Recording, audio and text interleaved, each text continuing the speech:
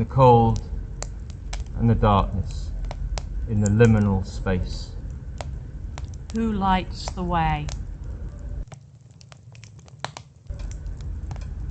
Edges are places of danger for the unwary. Transitions are perilous. Who guards the edge? Between the known and the unknown, the mortal world and the world of spirits, the veil is growing thinner. Who holds the line?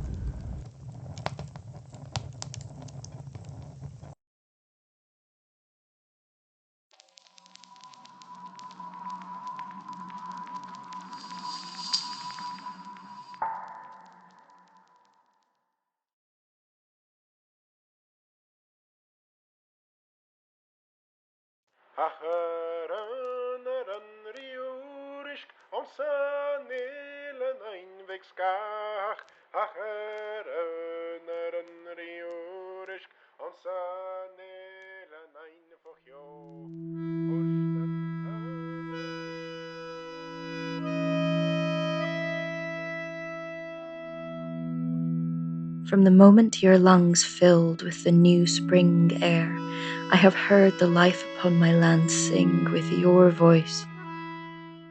I have danced the jig of summer with you. We were the wind and the grass that swayed together, and we'll keep dancing yet, the October breeze and the golden leaves, as life ripens in its last flourish before my wild, beautiful dark.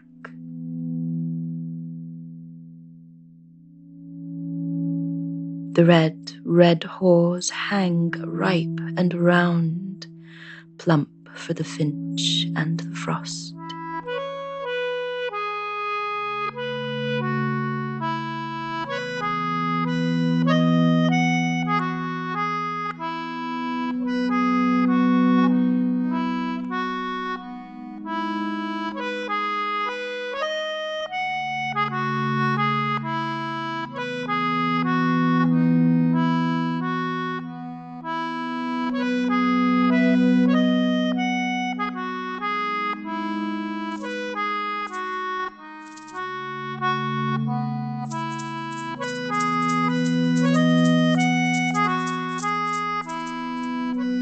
The last yellow blooms still glow bright as the sun hangs low and heavy.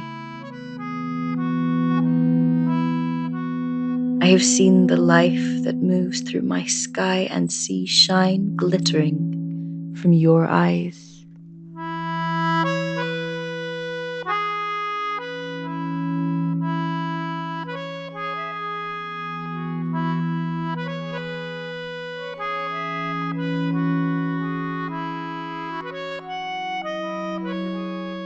I'll weave with hands of the wind, threading time and memories through the warp of the rain and driving sleet.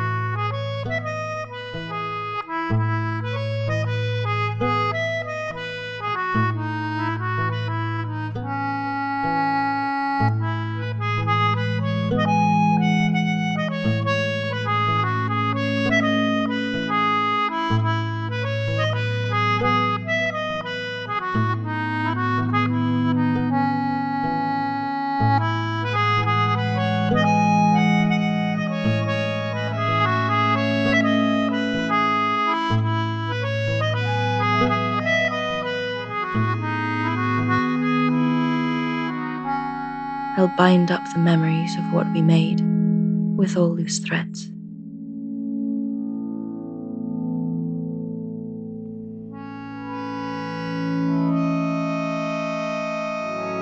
They will be held in the undergrowth, in burrows and cocoons, kept safe by the one who must come after you are done. Held in the soil, far from my starlit frost, under my blanket of winter snow, to dream through the long night.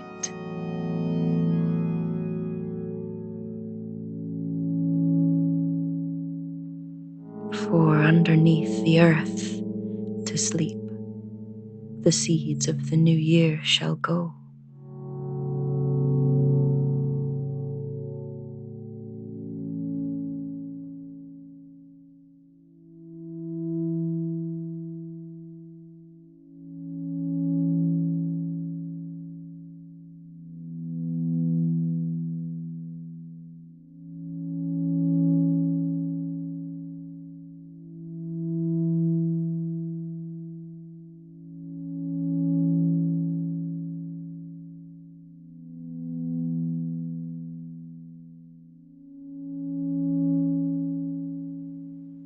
But till then, you still glow bright.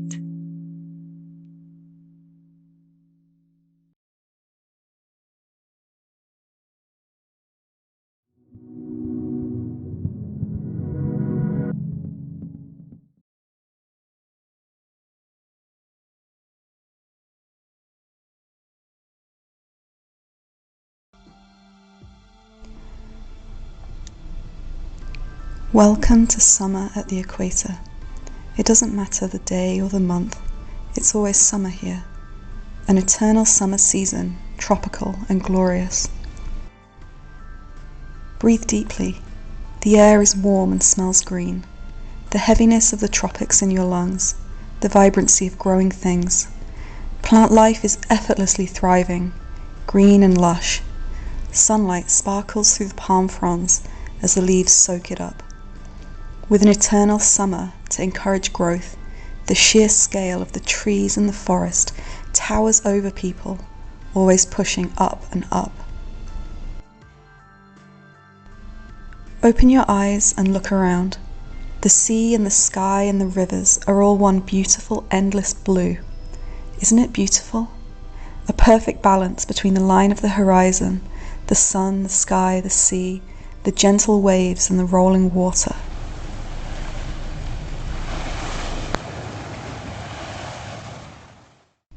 Animals are confident when they only enjoy the fruit of summer. Otters play and enjoy the swarms of fish to eat. The fish can laze in the warm shallows. The lizards bask openly in the constant warmth. Macaques will always find food in the forest. For them, time stretches endlessly, an uninterrupted sunny day. The only interruption we get are the storms, a maelstrom of rain and wind and noise, a rush of energy bringing down the heavy, drenching rain. But through it all the heat endures, and this rush of water freshens the air only a little while before it settles back as before, and then we're back to an eternal summer. But an eternal summer is almost too peaceful. You cannot feel the passage of time. You don't appreciate the rhythm between summer and winter and back to summer until it's gone. How long have we been here? Is it Christmas? Lunar New Year? It's Samhain?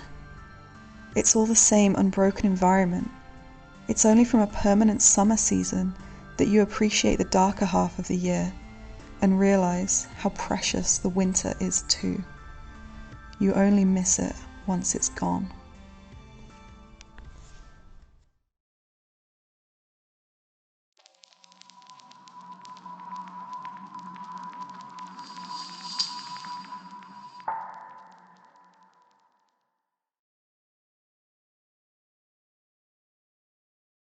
The Washer of the Ford.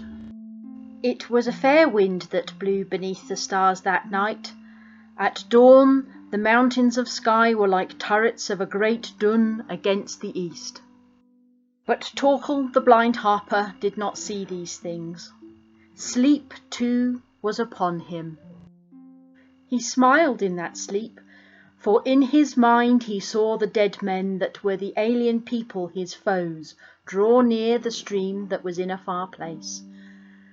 The shaking of them, poor tremulous frost-bit leaves they were, thin and sere, made the only breath that there was in that desert. This is what Torquil saw in his vision. At the ford they fell down like stricken deer with the hounds upon them.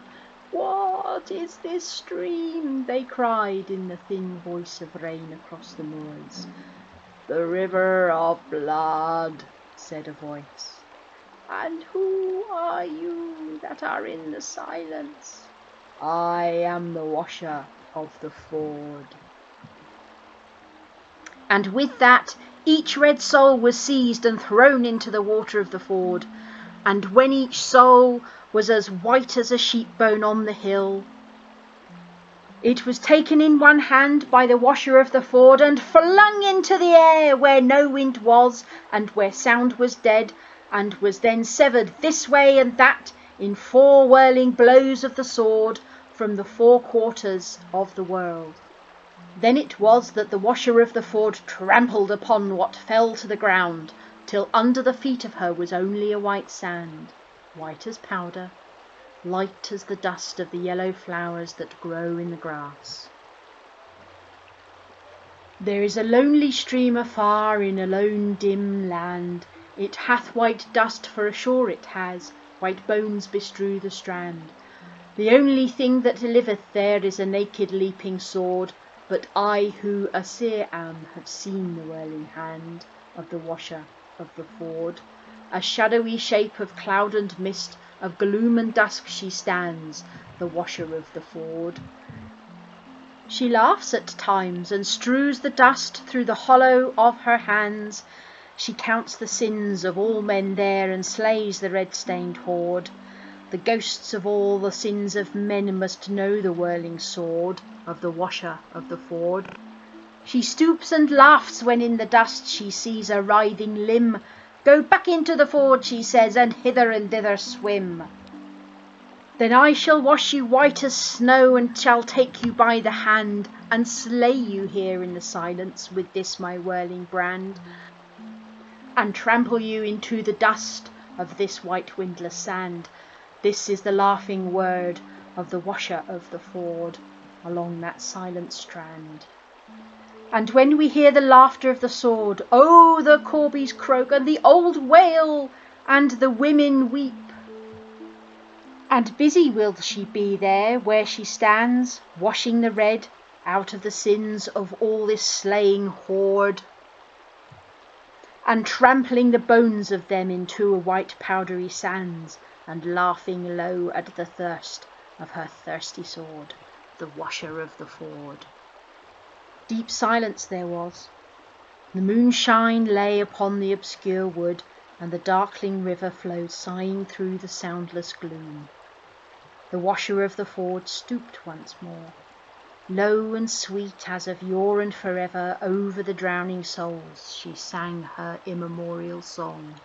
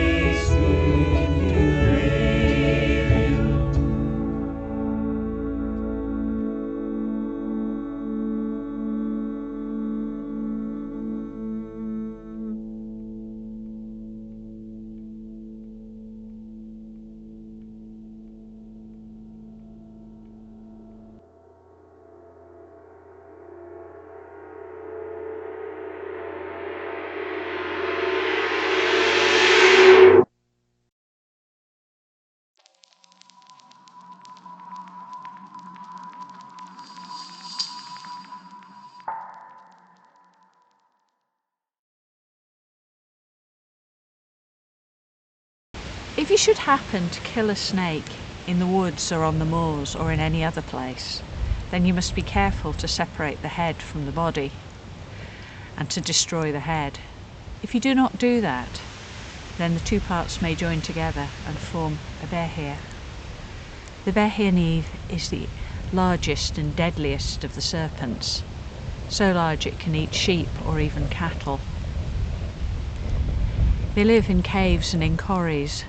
If you are stung by a 𝒂𝒑𝒉, you must hurry to the nearest river or loch. If you can reach the water before the 𝒂𝒑𝒉 does, then you can be cured, but if not, then you will die. The great beast of Scanlassi was a 𝒂𝒑𝒉, with venom in its teeth and thick rough scales all over its body. When it was hungry it would hunt for a day and a night, eating every creature it saw unless they fled very swiftly. The people did not understand the creature, and they feared both its sting and its bite.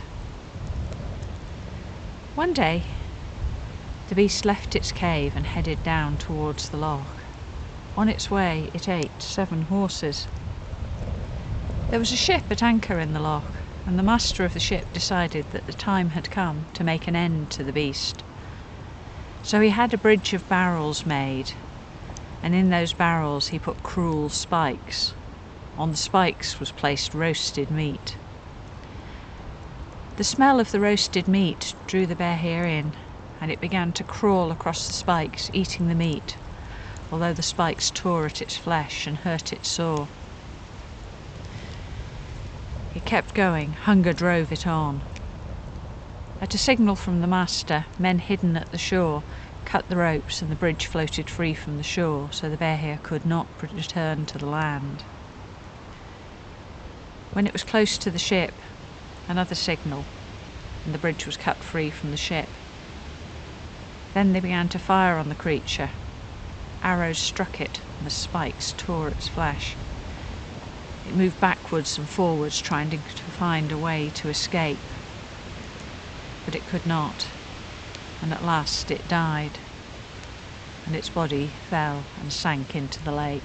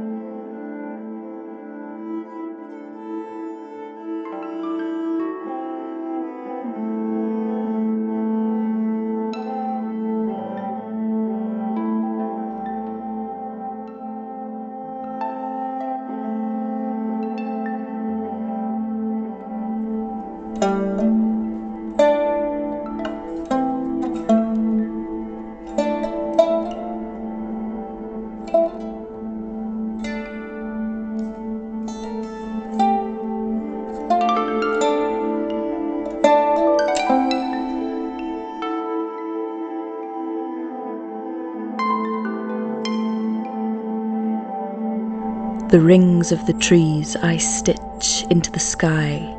Each year takes longer than the last, the weight of memories measured in pounds of wood. Here is the web, laid down in the intended and the unintended. Here is the weird soon for dreeing, memory and thought wound out before us, tangled in legacies given and taken.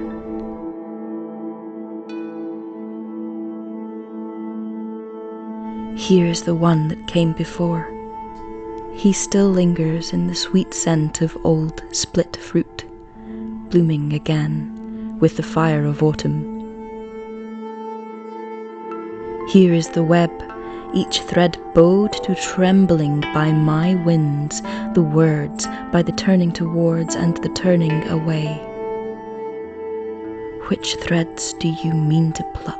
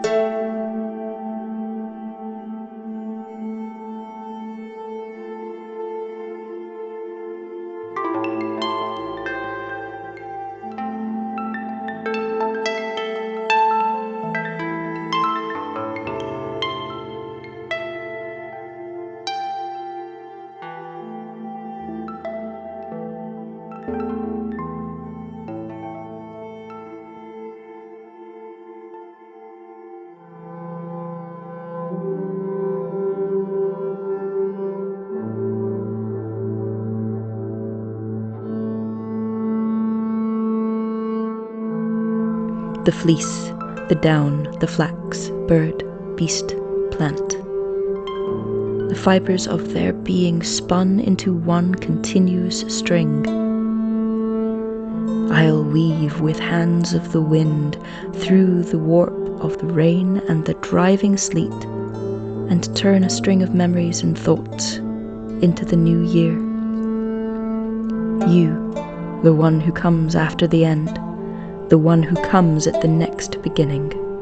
See their threads, see their stories spinning together, and shepherd them through my winter of dancing storms, until the weather breaks.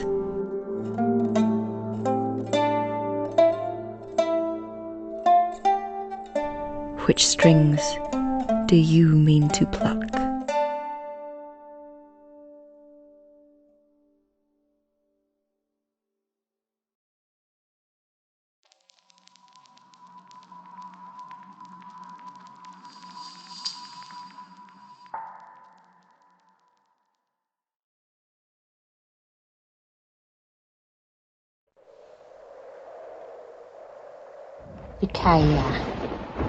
𝒂𝒑𝒉, Carlin, the weather witch, bearer of storms. Wielding your hammer, you harness the power of the four winds, the whistle, sharp-billed wind, the sweeper, and the gales of complaint. You are the bringer of frost and snow. Magna Mater, mother of all, existing since time began, ageless and immortal, a symbol of cyclical transition, a catalyst of change. You are the circle of the seasons themselves. Blue hag of winter, of still. Waiting through the dark hours of Samhuinn, you wash your great plaid in the 𝒄𝒆𝒄𝒕𝒉, and when it emerges white, you cover our nation in a blanket of snow. You are the essence of chill and cold.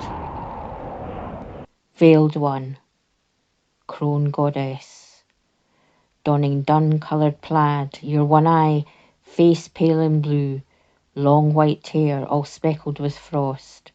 You are the spirit of silver and ice.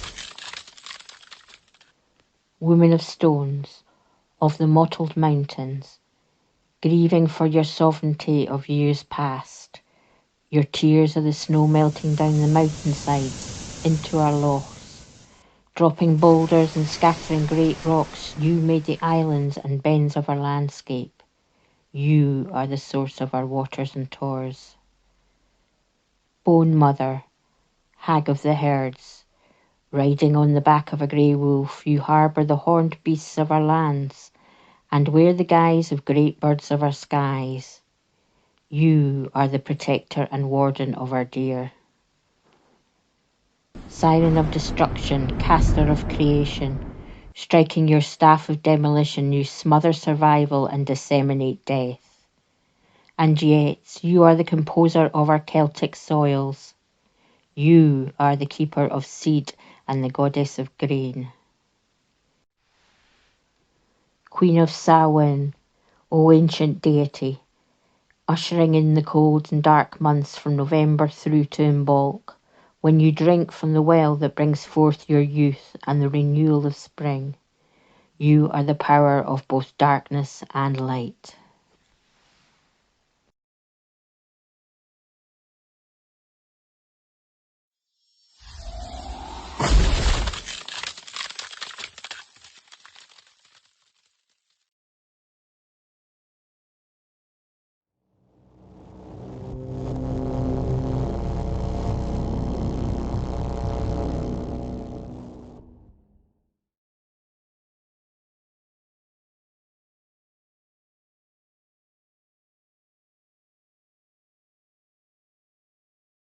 Hi,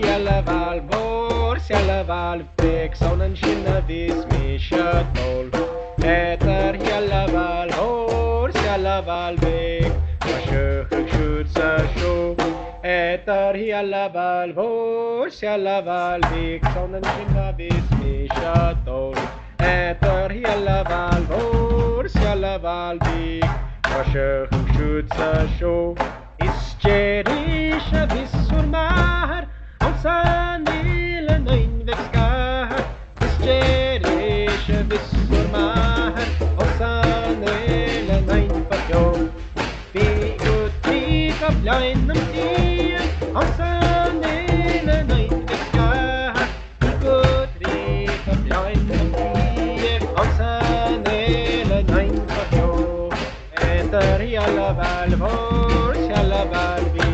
𝒂𝒏𝒏 𝒂𝒑𝒕𝒕 𝒂𝒑𝒕𝒕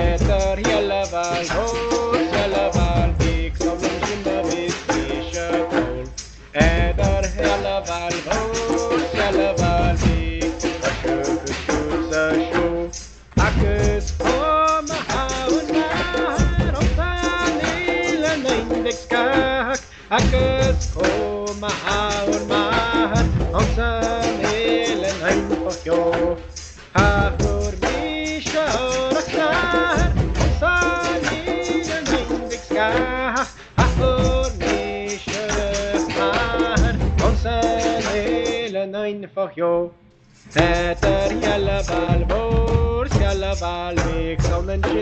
𝒂𝒏𝒏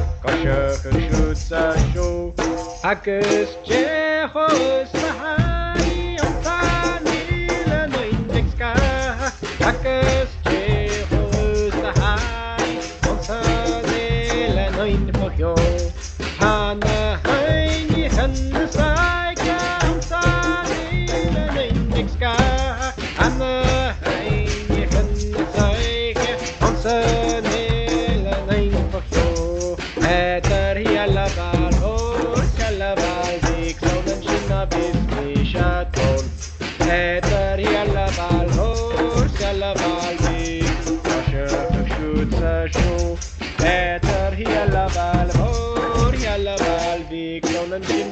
Samhuinn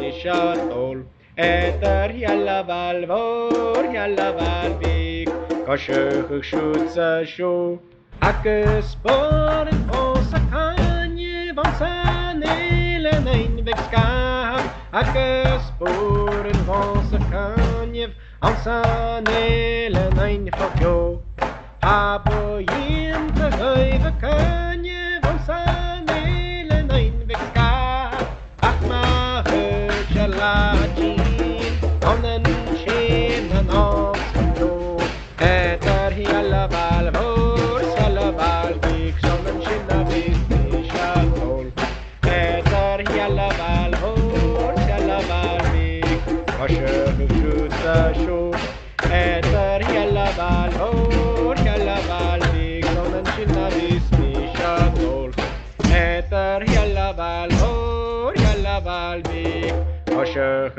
𝒂𝒂𝒂𝒕𝒉